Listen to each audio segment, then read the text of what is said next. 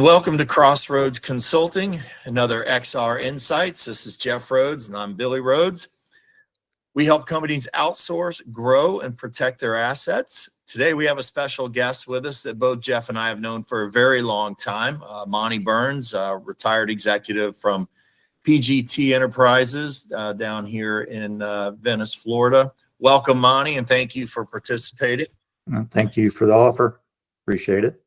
You know, we've had many conversations over the years, and your ability to lead a team, to redirect a company where, you know, either the processes, the operations, the communication has gone awry, has just always blown me away. Because, you know, I've worked for some big companies and I was like, God, they could use you, right? So we wanted to get some of your insights today on some topics, and three of those topics are leader communication, strategic planning, and then also measuring revenue per employee.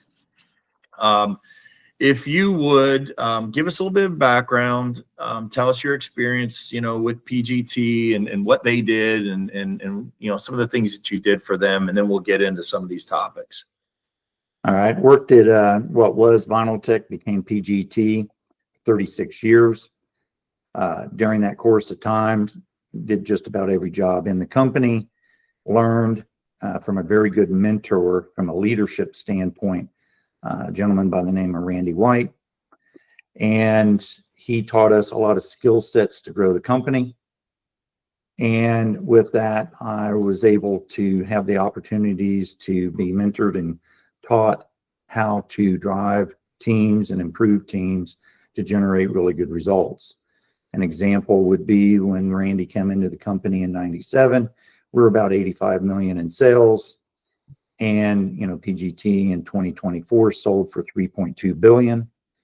And through that time, we used tools out of his toolbox and training that made the company grow to that success level. And PGT is a window manufacturing company. Window and door manufacturing based in Venice, Florida. Yes. Gotcha. So you saw it from really the ground up. I think you were like employee number 3 or something like that when it started. That low. That's 603. But yeah, I've seen it from the ground up because we were a support company for PGT prior to its acquisition of us. So I seen it when it was a $10 million a year company, from there all the way up. So let's talk about it when it was a $10 million company, the vision, how you all wanted to grow it from there, right? Because I think there's a lot of businesses in our sector that are $10 million companies, right? And then obviously the larger you get into the $600 million range, the number, you know, drops significantly. So let's talk about 10 million. And I know you can remember that far back. You've got a good memory. If you would share with us, you know, the growth and the things you all needed to do back then. Well, I think the biggest thing that always come to mind is that what Randy had taught us, that people spend more time basically planning their vacations than planning the future of their company. So you may spend 40 hours planning a 2-week vacation to Europe, but how much time should you spend at the company? A lot of it was very reactionary, and you're dealing with trying to grow the company and you don't really have great plans. So when we started the process to grow PGT, we started to decide, where do we want the company to go? In what time frame would we like it to grow in that dollar amount? What was going to be our revenue streams within it? Which products are going to be the loss leaders? Which products are going to be the highest gross margins? With limited capacity, which ones do you want to sell the most of? Which ones do you want to capitalize on and hang your hat on and be known for? So as you start to look at that and you see that you're going to grow, you also have to take a look at your team. Does your team have the ability to handle those sales dollar amounts? The people that were very successful in your beginnings, maybe at $1 million or $2 or $3 million sales, may have been fantastic at that level, but their skill sets does not ramp up and have the ability to handle at a greater level. So find the right place for that person, but you may have to go out and find talent, or your people within is going to have to gain talent by self-taught or some sort of education in order to give them the skill sets to give you what you need. You also have to look at capital, when and how fast can you implement certain things. So you start to look at your budgets and when can we spend money? What's it going to take? What's the timeline? And you start to put a business plan together. You generate a GPS system working backwards so that everyone on your team understands what is their job tomorrow. What are we working on this roadmap? You plug in, go here to Washington, Seattle today with a GPS. It will tell you every single road, what speed, and what your average time is going to be. So you're basically generating that as a business plan. When do you need to hire? What skill sets? So once you basically have that, now you have to have a possibility of figuring out how you're going to really measure that. We use a tool named Action Decks, where every single stopgap in the process of being able to implement something, you start to identify when does it need to happen, who's going to be involved, who's going to make sure that every aspect of that action deck is followed through in the right timeline so it implements when you want. It's no different than a coach on a football team. They don't get in the game. They stand back and they watch. Game day, they're on the sidelines. They're watching their team, their performance. They're looking for opportunities. They're looking at their playbook. They understand what they need. All my players playing the way they need against this opponent. On training day, they're on the field. They're watching, they're observing, they're involved. So you got to understand in business what days are game day and what days are training days. And where am I supposed to be spending my time in order to make sure business is actually performing the way that it should? And if it doesn't, then what opportunities do I need to correct in order to go forward? So as this continues to grow, if you're going to grow the company, it's going to happen again and again. And each step is going to become a larger step and more challenging. So it's a constant task of evaluation. So measurement tools is really important. You talked about sales per equivalent employee. You definitely want to take a look and say, with any P&L, you understand what your overhead is, what your labor cost is. You should be able to really drive that down to every value stream that you have. If you're selling customer service, and maybe certain aspects of it might be insurance and others payroll and other maybe some other aspect, each one of those comes with their own challenges, and you got to be prepared within its own group to be able to handle it.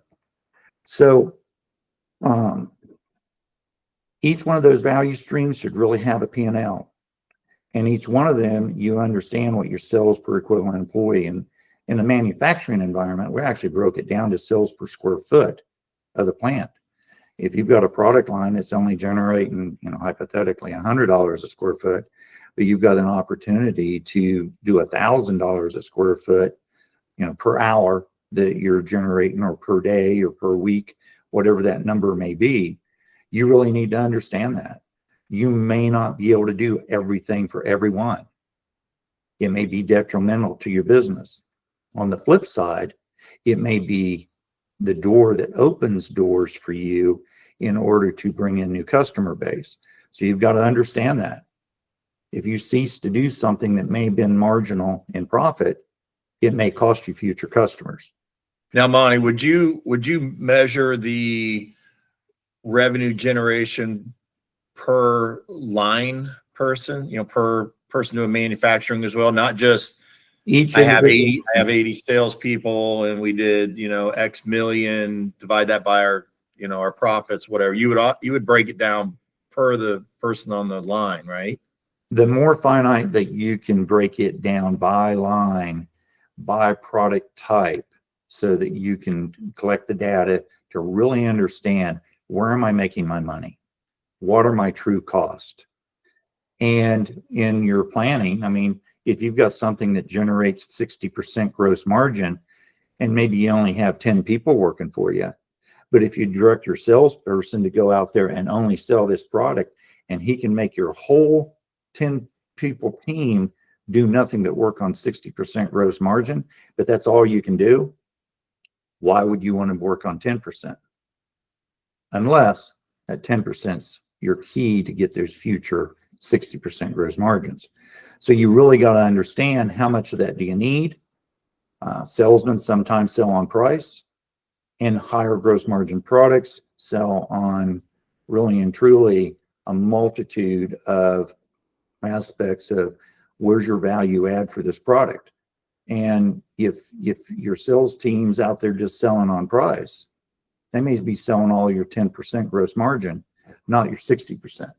Right. But those 10% gross margins could be the loss leaders getting you to those 60%ers, correct? In the future. Okay. So you really got to understand that. And if you bring in more new customers at 10% than what you need, and it keeps you from taking care of your 60% gross margins, your plan is not, you haven't planned well. You're going backwards. You're going backwards, right? You may put your whole team into a tizzy, and they can't perform now because you've put too much on them too quick, and you're not making any money. You may hire 20 more people, but if they're all doing 10% gross margin, what have you accomplished? You're just turning dollars. Gotcha. But if your plan eventually gets you where all those 30 people are doing 60%, now you're heading in the right direction.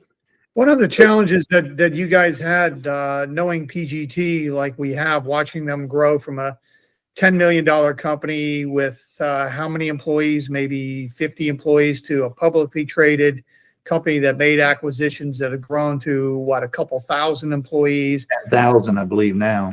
Yeah. Yeah. So the human factor had to be an enormous challenge for you guys. Number one, to maximize your growth, but just grow to meet standards, meet the key metrics. Human capital is your most important thing that you have. You have to have teams that understand the playbook, the goals, the processes. They understand why you're doing what you're doing. And you have to make sure that they understand the skill sets that they need in order to accomplish the jobs that you're asking them to do. And frequently people want more money, pay me more. But if their skill set's not exponentially different and change and can't do more, they're not worth as much money as someone that can. Those are really hard, tough decisions to make when you're looking at people that you've worked with for years. But if you're going to grow a company, if you need someone that can do Excel spreadsheets, look at financial statements, look at budgets, and be able to budget $1 million, $2 million, $10 million budget, the people that busted their ass for you, that worked to get you where you are today, you definitely want to take care of, but they may not be the ones that's capable of taking it to the next level. So every single step of your plan, you've got to look at what the requirements are going to be for that level of technical need to be successful. And it'd be no different than a football team and a coach is looking at a player. If they're going to win next year's teams, who took you to the Super Bowl this year may not be the players you need next year. So you've got to make sure that you've got to identify what those future requirements are. And you may have to start investing in them earlier than you want. It could cost you overhead and profitability up front, but it may be the solution to what's going to get you to your goal.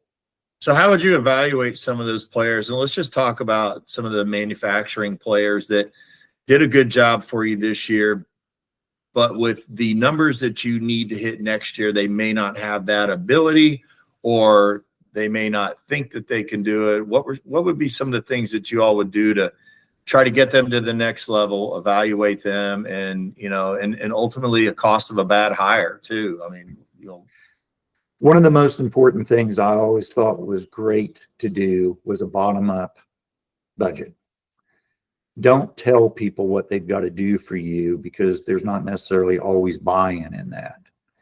It's if that particular production line or team's requirements for this year was, let's say, $5 million in sales, and you go to them and you say, we think next year's budget's going to be 10 million.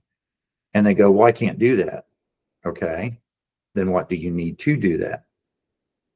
And we would actually roll that all the way down to the hourly people on the line, because nobody knows where the problems are at and the issues more than the people that's in the day-to-day battle. And they would be able to give us feedback on that piece of equipment's not going to do it. That machine breaks down too much. Joey over there won't work fast enough. Whatever the problems may be, we would actually have the group leader or our leadership teams roll it out and collect feedback. They would come back and they would say, look, I need this for people. I need this for machinery. I may need more floor space. I may have to go to a second shift. And they would give us a list. And along with that comes a cost. So then the top would look at that budget that was given to us. We would challenge, we would push back, we would fine tune it. And out of that, you basically kind of get a budget that comes from the people up. And when you'd roll it back out to them, you would ask, do you guys agree that this is something the team's going to be able to do? And you get buy-in, that's great.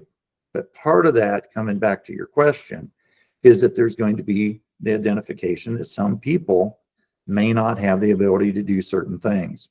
An example might be, are you going to add a new piece of equipment that's computerized, numeric control, CNC equipment, that's going to take some skill level of computer technology, and the people that's currently running the process and fabricating is all manual equipment?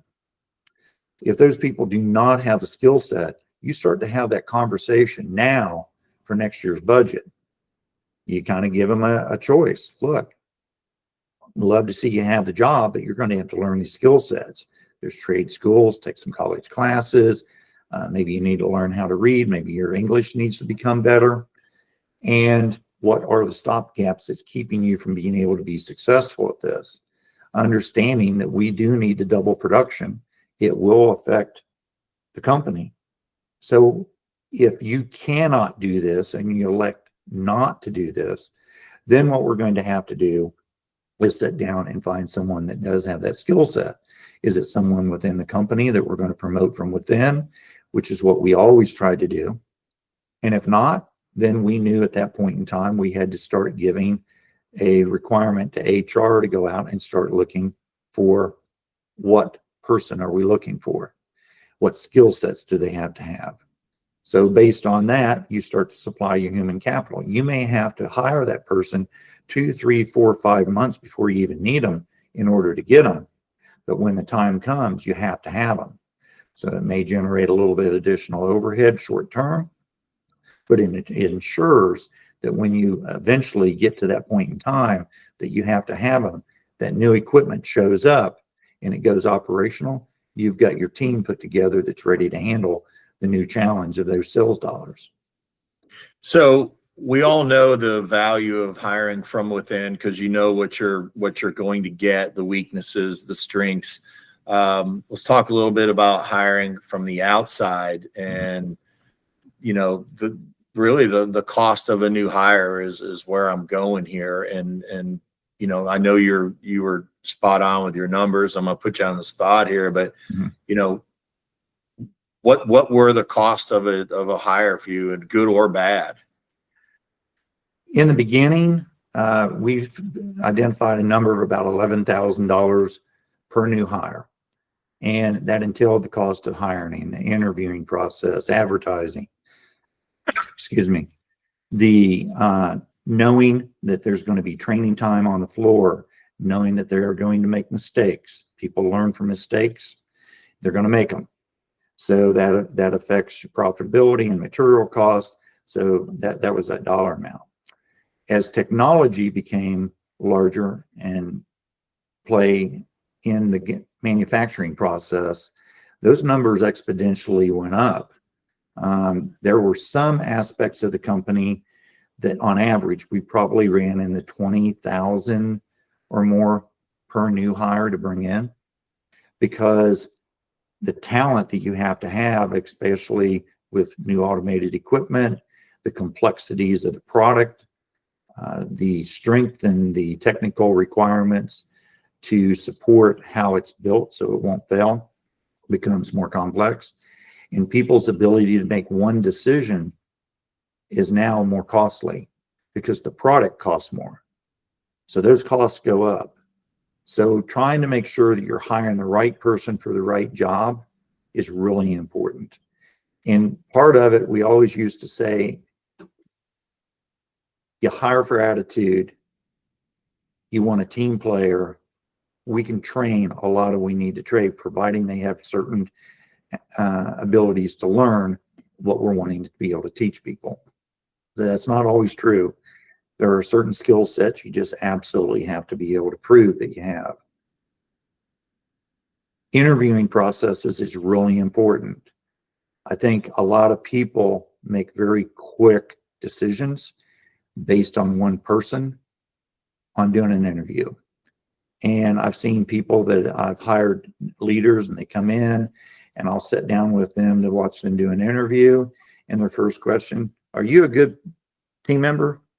Yes, I am. Of course. Do you have good attendance? Yes. Well, great. You're hired. Okay. But those are not the right questions to be asking. What you need is for people to answer questions that gives you examples of true behavior.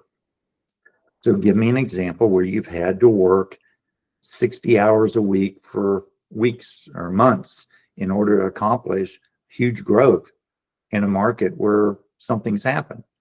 Or I can't. Okay. Try to find that answer to that question some other way. Maybe they did it in college. Maybe they did it in sports by going to school and playing sports after school. And they were actually really working 60 hours a week when you look at everything that they did. So you may have to re-challenge that question a different way. But ultimately, you want to find out if they can give you a true example of the efforts that they've put in.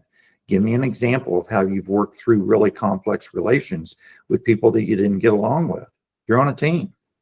I'm sure every football player has different religions, different politics, different theories on everything. But as a team, they work together for a common goal. So can you take those differences, put them to the side? Give me an example of that. Tell me how you walk through it. Give me an example how you've handled conflict with your leader in the past. When your leader told me you were not doing as good a job as you should be doing. What did you do? How did you handle it? So we had a list of questions that we would go down, and you ask the exact same questions to every single candidate so that you're getting a consistent view of how this person is for that particular job. Every job may have different questions.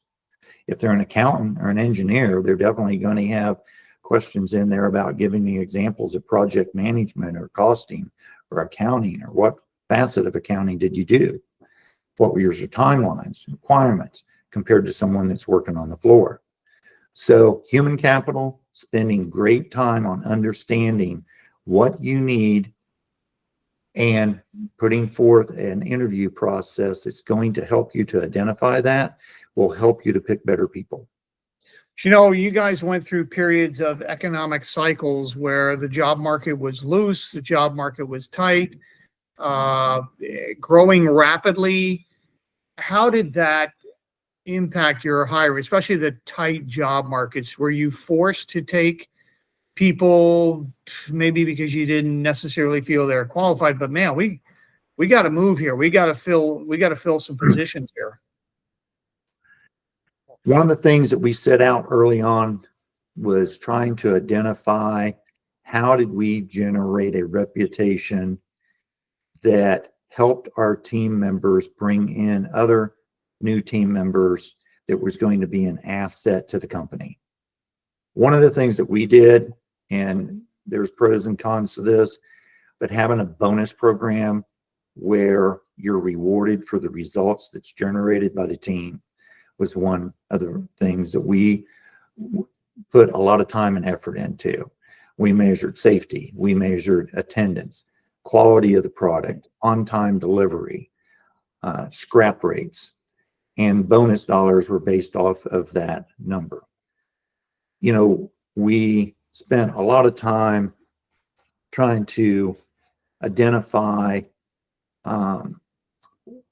what's right in the work environment. So how do you make the job easier to train? How do you make the job easier to handle physically? How do you train people up in an easier way so that if they don't have the skill sets you need, you can get them to that? So there's a multitude of different things that was part of our strategic planning. We had in-house English classes. We had tuition reimbursements. We had in-house training. So we did a lot to help to build our people from the inside. And then on the outside, we tried to make sure that our wages were higher than anyone else. And we've done that through strategic planning, trying to sell higher profitability, gross margin products so that we could afford to pay better. So you try to make that to the point that your reputation is based on where you're looking for people and you pull in the best talent. And it still comes with challenges. But if your company has a horrible reputation, poor pay, a lot of accidents, poor work environment, then you're not going to retain people. You're not going to pull in people. So you've got to work on those attributes of your company.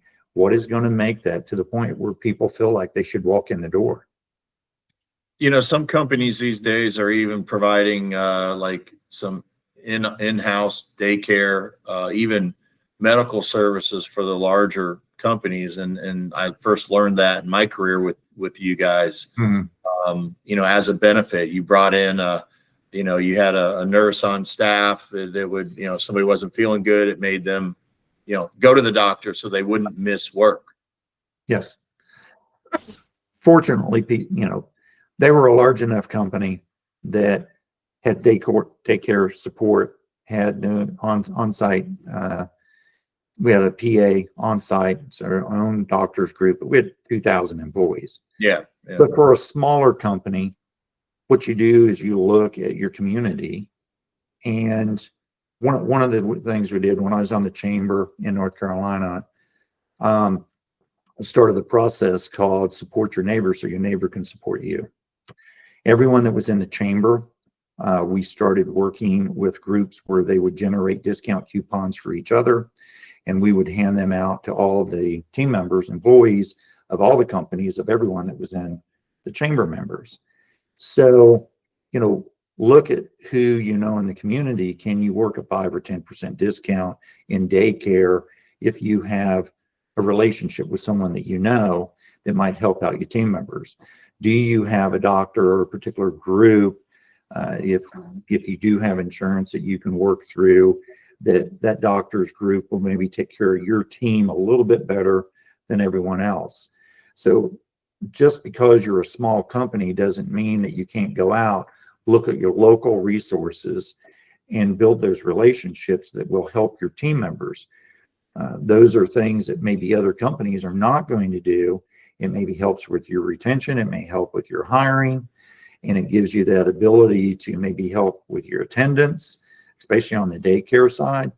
So if you can work through those processes and look at the things that your team members are going to want and need as employees of the company, if you can make that better for them than the guy down the street, then you're going to increase your ability to hire the people that you want. Hey, let me ask you something. You probably had a pretty vibrant HR department, and there's always going to be issues with employees. There's going to be the employee that just has some issues.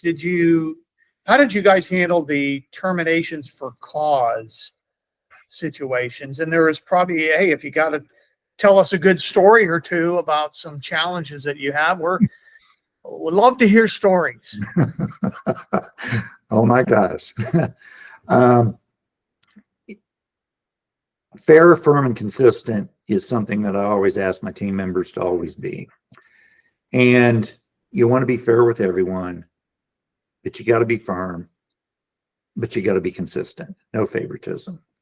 So when it comes to policies, the best thing to do is use them as guidelines, because every situation can be a little bit different.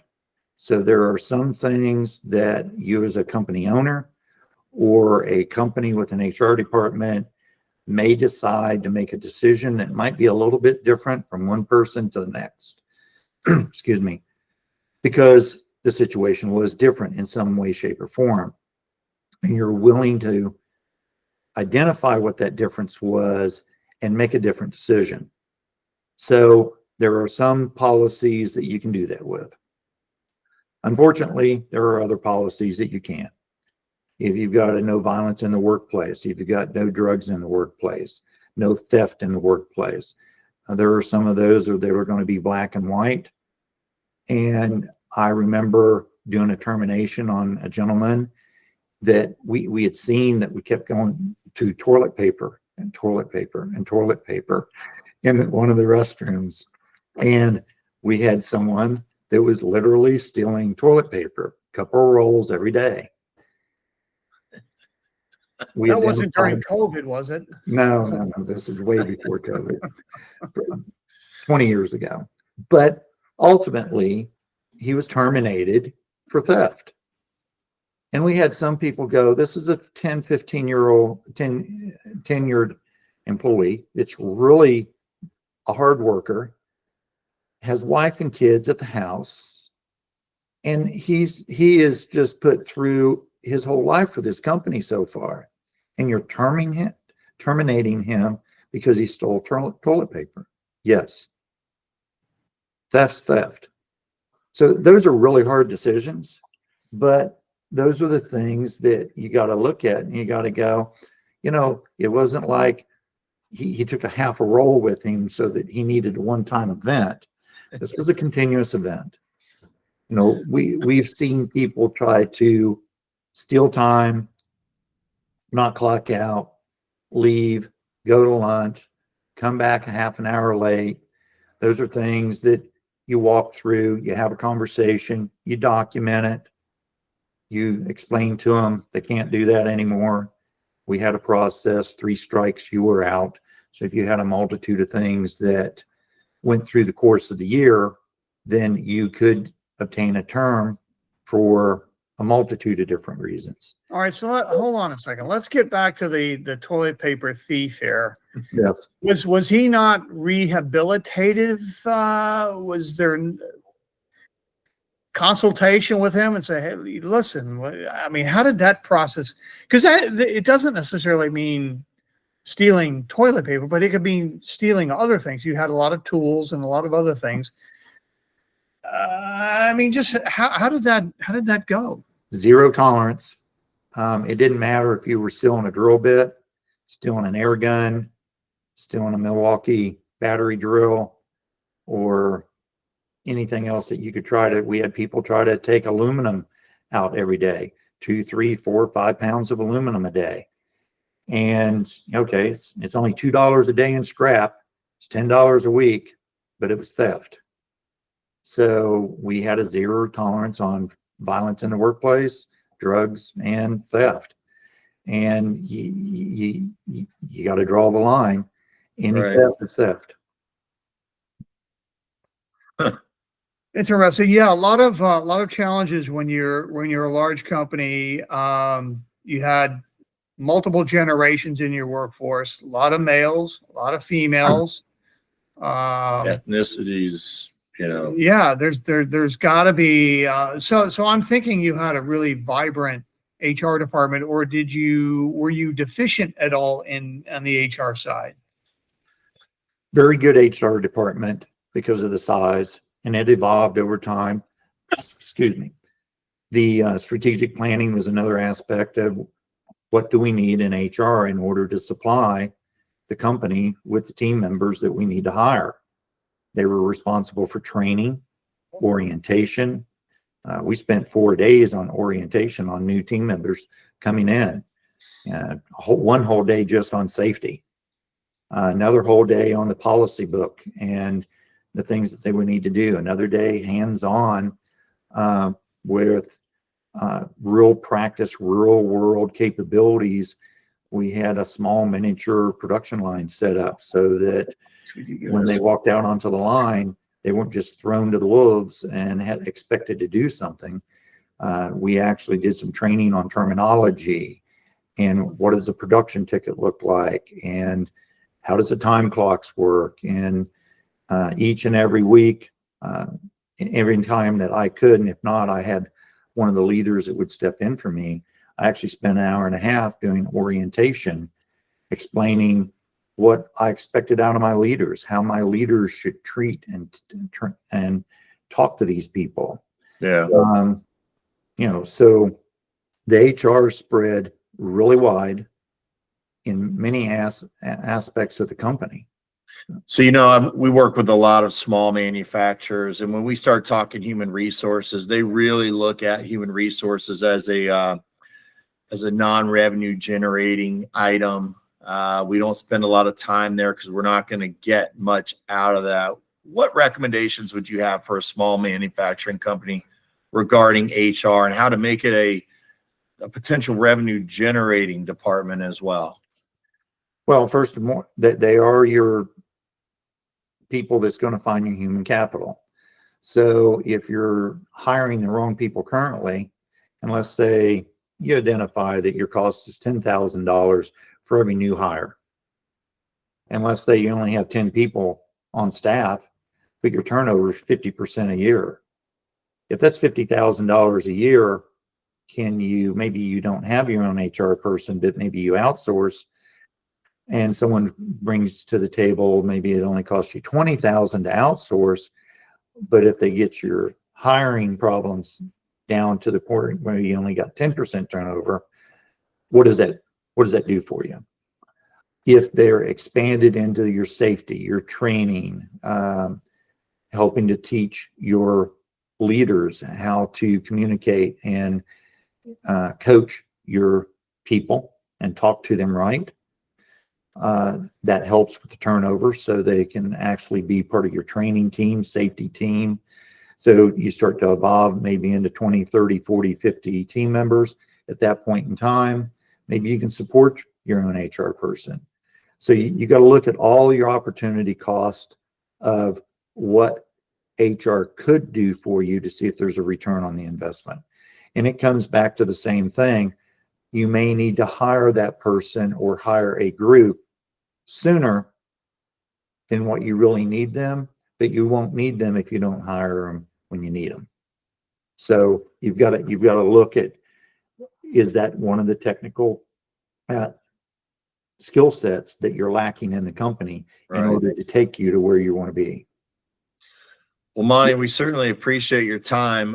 Any final thoughts? Something that we could talk for hours, but is there anything just based on our conversation here that you'd want to throw in? I think that the most important thing that any business owner or manager, CFO, president can do is spend time talking to the people on the floor. And I think the most important thing that they need to be able to do is not defend anything, but listen and ask questions that helps to give them insight to how the company is really working. If they have a leader that they don't respect or don't trust, they're not going to follow that leader. If they have a work environment that they're not happy with, they're not going to be as proficient. So look and listen, and then do not overpromise. Don't promise someone that you can't follow through. You let them know that I'm going to look into it. You let them know I'm going to get back to you. I used to make my leaders carry around a pad of paper and an ink pen.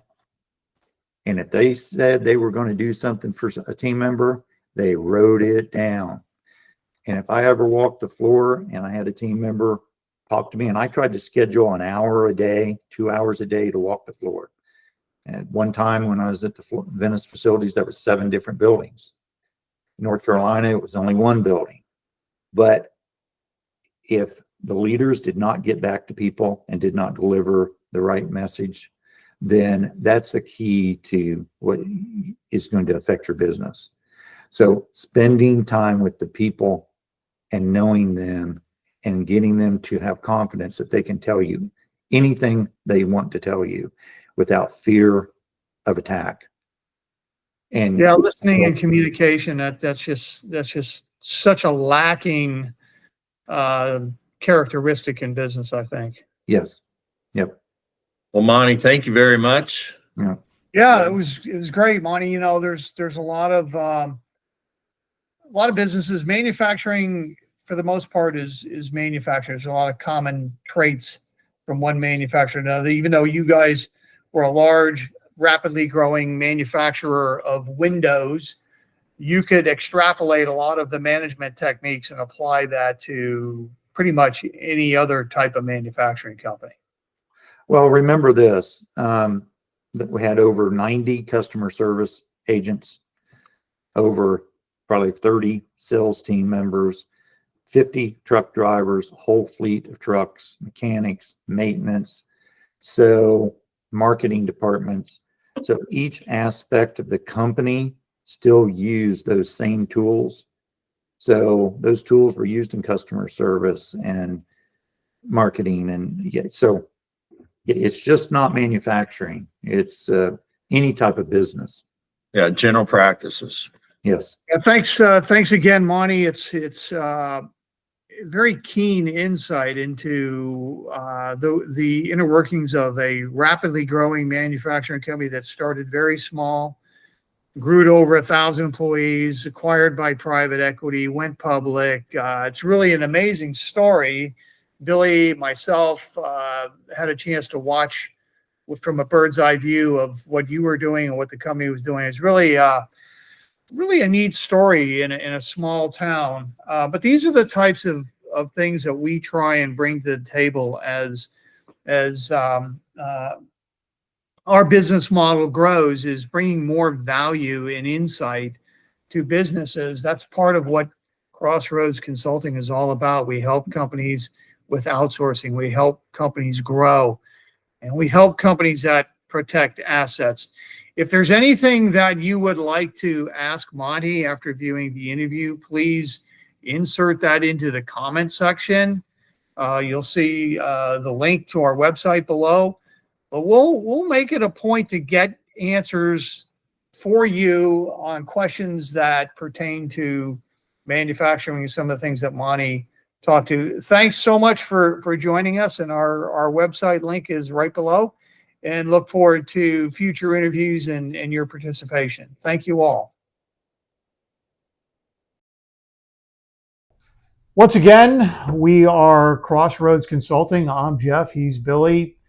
We're available to talk to you about any issues that come up with regards to your business. Our business model is to help you find solutions. There's no cost, there's no obligation to talk to us. You've seen some of the interviews that we've done. We have a lot of resources that we can bring to the table. We welcome you, the opportunity to talk to you about your business and some of the challenges that you're facing now. We'll do our best to find the solutions. Again, there's no cost, no obligation.